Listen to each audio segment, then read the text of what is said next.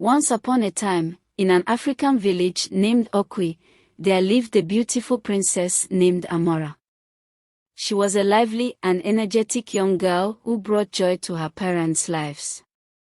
Her parents, the king and queen, cherished her dearly, and they all lived happily together until one day, a mysterious illness befell the queen. Despite the efforts of the village's herbalist, her ailment could not be cured.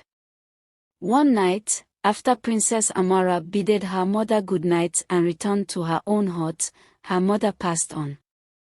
Amora's bitterness over the incident consumed her, and she refused to be comforted. The loss of her mother left her depressed, and she turned to food for solace. As a result, she could finish any amount of food given to her. When palace maids voiced their concerns about Amora's eating habits, the king instructed them to give her as much food as she desired, just to make her happy. But with each passing day, Amora continued to gain weight until she became the heaviest woman in the village. In Okwi, being bigger is not considered beautiful for women. The beauty standard for women is slender waist and hips.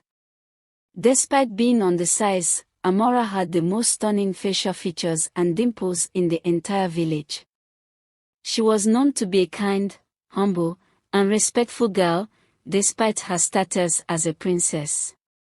As her friends began to marry off one by one, Amora was left with only Chioma as her unmarried companion.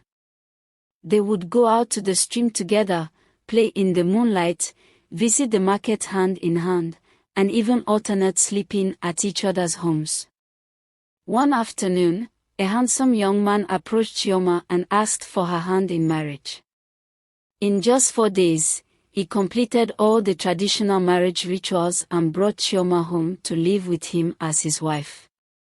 After Princess Amora was abandoned by her only friend in the village, she had no one left to turn to.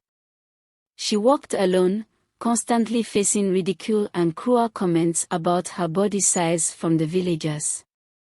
The constant bullying and loneliness took a toll on her mental state, leaving her feeling depressed and isolated. One day, as Amora sat by the stream where she and Chioma used to spend their days, she reflected on all the cruel words that had been spoken to her, and she threw herself on the ground and let out a deep loud cry. In what seemed like a flash, a figure appeared in the river. Amora was surprised. She rubbed her eyes with her hands to make sure she wasn't dreaming. Behold, it was the mermaid, the river goddess.